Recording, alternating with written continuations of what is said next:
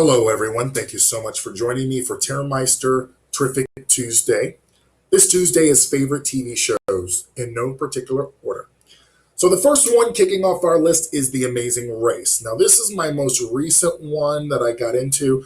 I watched quite a few seasons of it, and I really enjoy the locations, the teams, and no matter how good or bad the season is, I always learn something about the places that they go.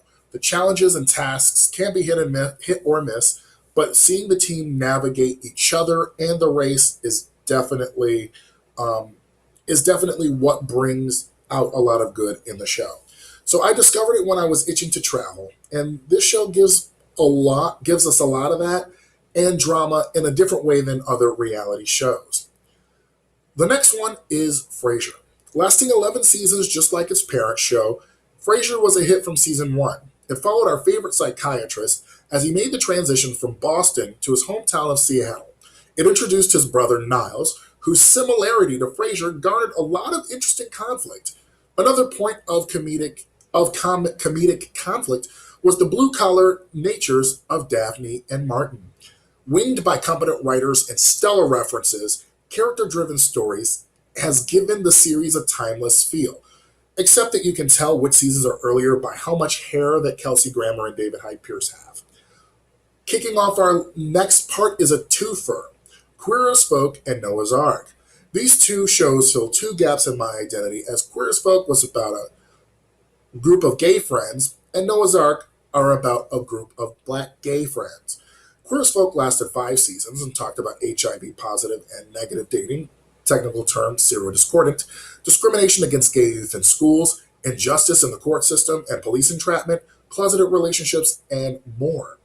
This show made me, when I watched the pilot, I was very young. I was about 15. I was a teenager. And I thought, wow, I'm not the only person out here.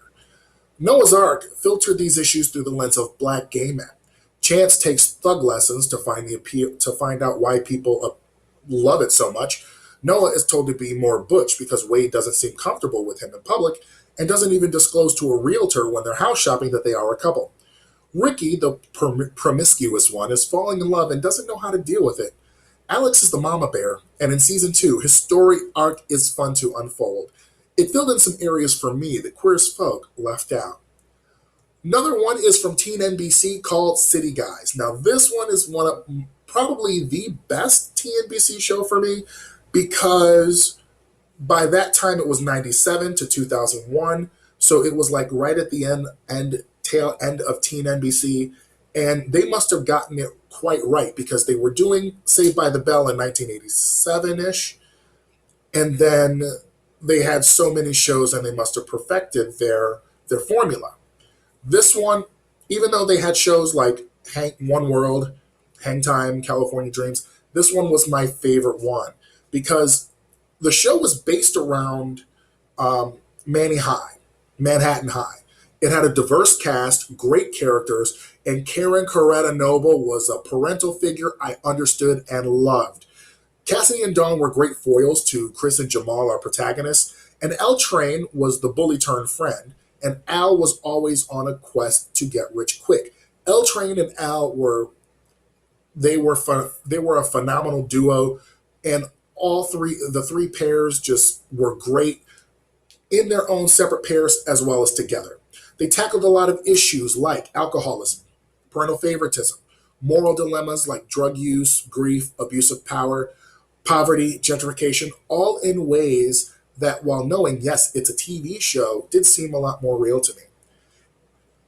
The Wayans brothers. Sean and Marlon struck out on their own with this 5 season show, with Jonathan Witherspoon as their pops and Anna Marie Hansford as Dee, the security guard.